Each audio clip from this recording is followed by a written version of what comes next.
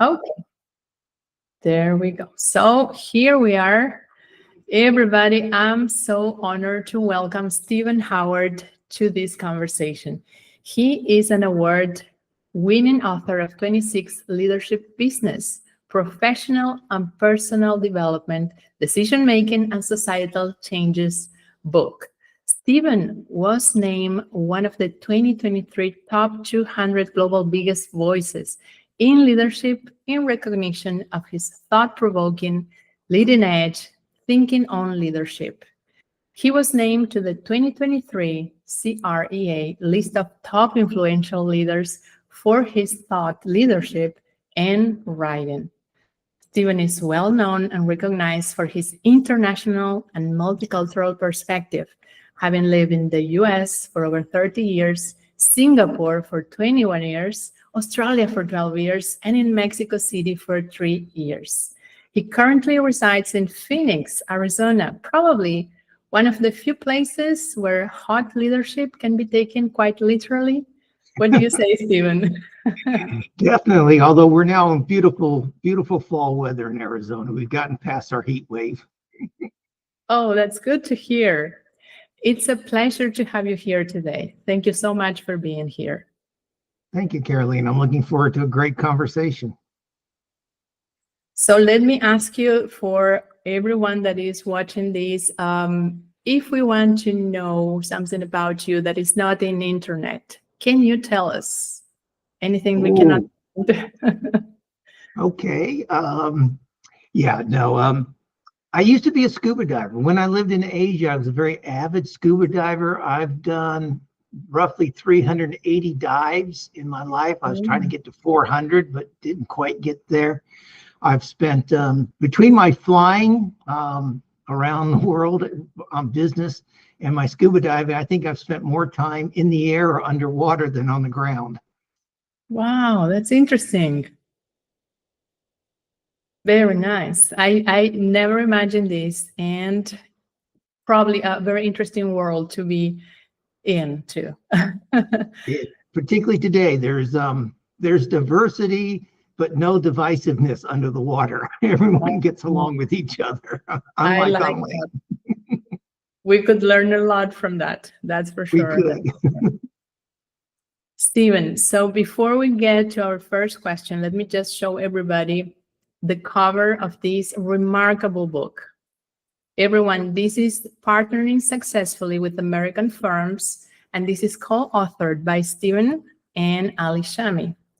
The book that actually is dedicated to Edwin Cohen, the person who introduced Stephen to me in one of his global talk shows, and it's very nice to see how everyone is connected. And here you are today, Stephen, to talk a little bit about this book to us, which is so important because it resonates with me so much, Stephen, as I lived in the US before, as I work for American professionals for over 10 years, and I've never seen anywhere else something that describes these dynamics so clearly and so practically.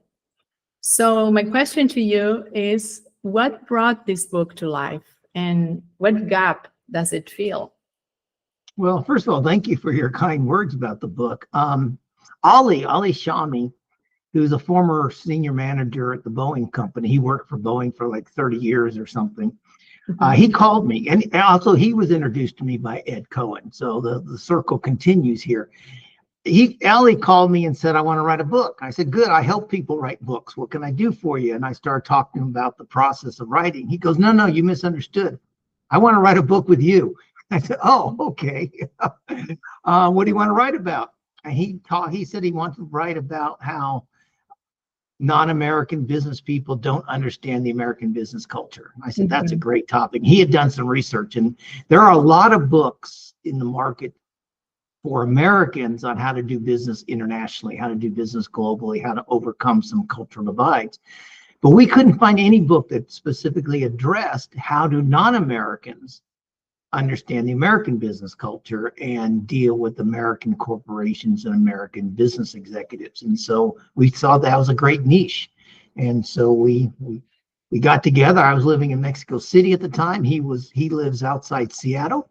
So we met in Palm Springs, California. It's kind of like halfway in between. We spent a weekend locked into a hotel conference room, and we outlined the book over 2 days. And then we started writing it. So it came together.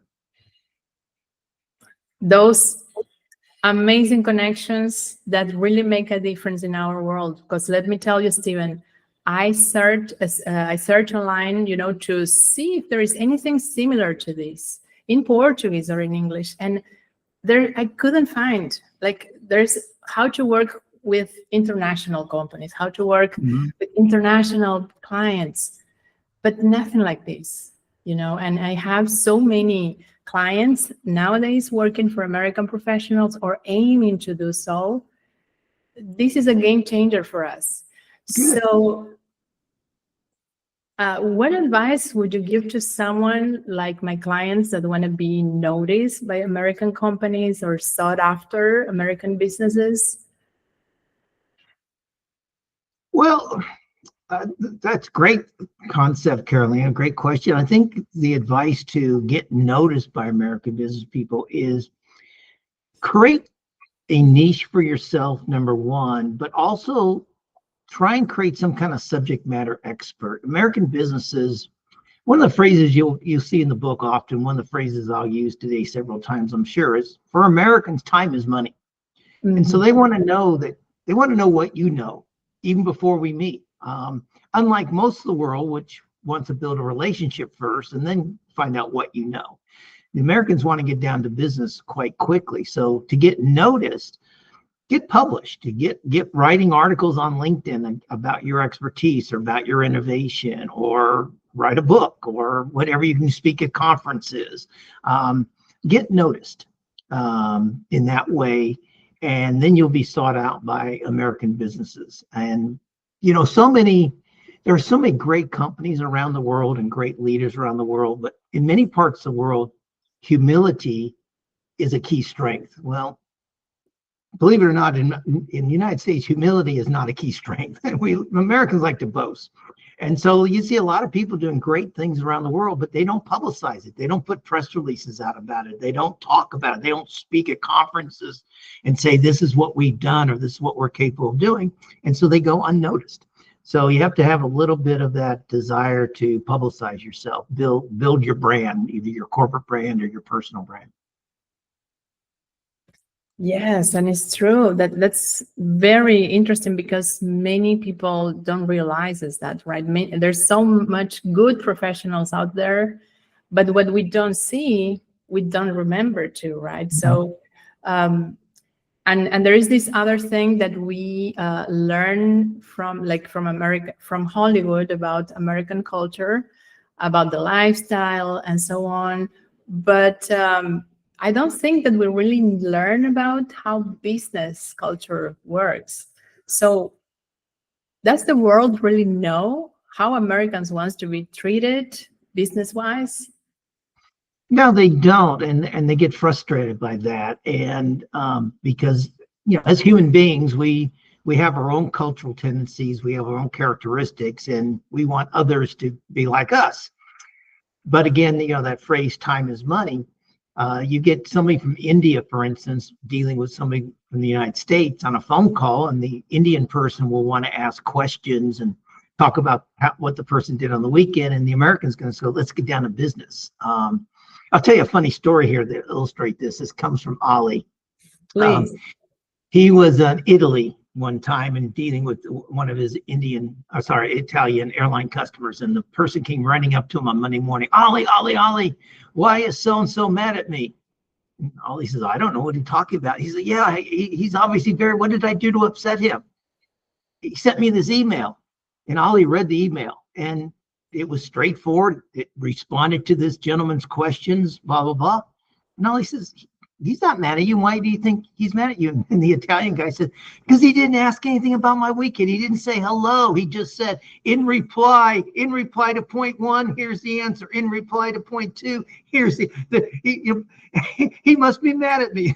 He said, no, you have to understand, for an American, particularly an email, they're not going to waste time, so to speak, saying that. They're just going to get to the point. So that's a really good illustration of how we often miscommunicate and misinterpret each other cross-culturally.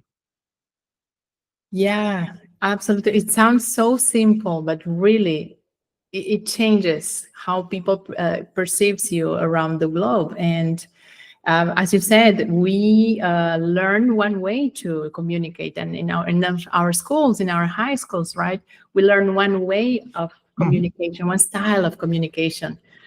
When we go abroad and we start like interacting and communicating with other people, sometimes we feel like the way we do it at home is going to work at like abroad, but it doesn't, right? So where do you think that non-Americans tend to fail when it comes to building trust and long relationships with American partners? It goes back to that frustration, and too often non-American companies will send a more junior person into a meeting who can't make decisions. And from the American side, particularly if the American is traveling, say traveling to Brazil on behalf of his or her company, they're pretty much in a decision making or decision recommending position. They may not be the final decision maker, but they're in a position to go back to their boss or to some committee and make a recommendation to do business with you. Mm-hmm. Too often, on the other hand, the person from Brazil would be too junior, and it has to get 2 or 3 levels of approval. And that process, again, time. That process to enter into a negotiation, enter into an agreement, frustrates the Americans, because the American will go back to his home office and say, okay, I'm recommending we do business with Brazilian company C. And we start filling out the paperwork and blah, blah, blah. And on the Brazilian side, they get the paperwork and they look at it and take time and review it and go on and on. The other thing is also, I have to understand that the United States is a very legalistic country. Mm-hmm. And therefore, they're going to want the contract signed up front. Many parts of the world, the contract comes after the relationship has been built. As you mentioned, I've lived in Asia and Australia for many years. I've never had a contract with a client. I don't make them sign a contract. I give them a list of things, deliverables and the payment terms. And if they make that first payment, I figure we have an agreement. And that works very well in Asia because trust is already there. I trust you. I don't need a 30-page legalistic contract drawn up by a lawyer. And these large contracts scare many non-Americans. Mm-hmm. They're not used to that legal system, and they slow down that decision-making process. But that frustrates the Americans who now think, well, you don't trust us. But the Brazilian firm will say, well, if you trust us, we don't need a contract. We don't need a legal contract. It's a gentleman handshake. We agree. But the Americans say, well, we can't move forward without a legal document. So we have this back and forth. And so it's hard to establish trust when you're relying on a legal document. But on the other hand, it's hard to establish trust when you don't understand the importance, why the legal document is required from a United States standpoint, from a compliance standpoint.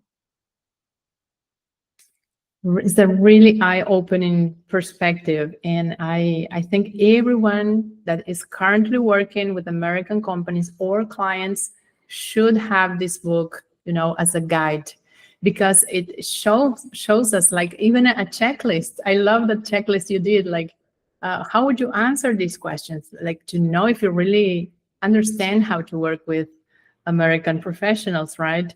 Something that is very common here, for example, is that we establish a relationship or friendship. We try to be friends, before we actually get a client, and that is the opposite according to what you said in the book. Could you talk a little bit more about this, like business first and then competence or something like that? Well, it's business first, relationships from the American side. Relationship develops through continued experience, continued interaction. where Mhm. for many parts of the world, that relationship needs to start first. So here's the mistake that Americans make. So this is not one of the key things for your audience to understand, Caroline, is you don't have to go all the way to the American side. You need to find a sweet spot in the middle, and the Americans need to come a little bit towards you. And that's one of the interesting things about this book, is that many Americans are reading it to understand what they're not doing properly. Mhm. Um, and so, for instance, and I learned this, I was fortunate enough to go to Asia when I was very, very young, and I learned this. I went to Pakistan one time on a business trip from Singapore with my boss, who lived in the United States. And we finished our 2 days of meetings with people in Pakistan, and we thought it was going to take 3 days. And so we finished up in 2 days. My boss was like, "Oh, good, I can fly home now." And I realized, I saw the look on the faces of our partners there. And I said, "Well, you know what, guys, I can stay an extra day." Because they wanted to take me to the museums. They wanted to show me their country. They wanted to have a little celebration dinner. They're proud of their country. They're proud of their history.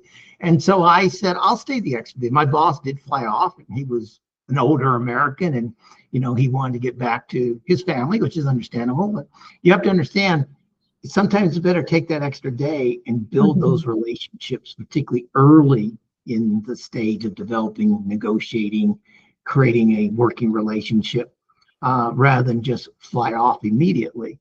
Mhm. And so again, Americans need to understand that the time is money for us, but relationships are critical for others. And sometimes spending that time on relationships is more important than worrying about the cost, the money of that. So I think that's really critical to understand. So nice to hear that, and to realize that we can have this information with these guidelines, for example, but nothing is written in a stone, right? And it's always about feeling too. I'm always very, very keen on that, like to feel the person, to see what the situation is. Every situation could be different. Every moment can be different for different people. Um, I think we have so much to learn from each other, so much learn. The moment we realize this and that we can adapt and we can still have our values and our culture with us, but we can adapt, we can be flexible, right? Either way, that's what really makes things flow. So, so many good things in this book. Really, it is gold for us here, Stephen. Now, if anyone wants to find more information about leadership, about working with American companies, where do you suggest them to go to find this? Well, hopefully they'll buy the book and read it. But other than that, if you go to YouTube and you search on my name, Stephen Howard on marketing, I've got, I don't know, 80 to 100 videos now of free content, just in general about leadership, about great leadership, about delegating and feedback. There's also a video series on brain health because of one of the other books I wrote. So that's a good place to start. Feel free to reach out, contact me. You can find me through LinkedIn, or Stephen at calianteleadership.com is my email address. And caliante, as your audience knows in Spanish, means hot, but the second definition means passionate. So I'm passionate about leadership, and that's why I named the company Caliante Leadership. Also, where I was living in Palm Springs, the land is owned by the Caliante band, Agua Caliante. Sorry, haven't been in Palm Springs a while. The Agua Caliante band of Indians. So it's a tribute to the Native American landowners for where I set up my business. Agua Caliante being hot water, Palm Springs being a place of hot springs. So that's where the Indian tribe got its name from. So they can reach me through that, or if you put in the notes my email. I'm happy to talk to anybody about this. One other interesting thing I should share with you is that I think one of the reasons this book has been so successful is Ollie was born in Lebanon. and moved to the United States when he was like 19 or 20 years old, and has spent the rest of his life living in the United States. So he's been an expatriate living in the United States and understanding American culture. But dealing internationally, I said, like with Boeing, he's dealt with his Boeing clients in Asia and Latin America and Europe and other places. I was born in the United States, raised and educated in the United States. I went to Singapore when I was like 21 years old or 23 years old when I went to Singapore.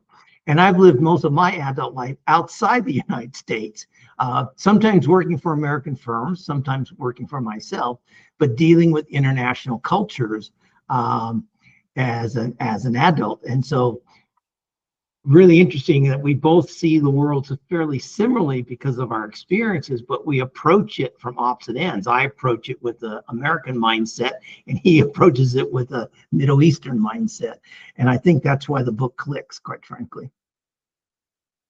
Absolutely, absolutely. It's really a treasure for us here.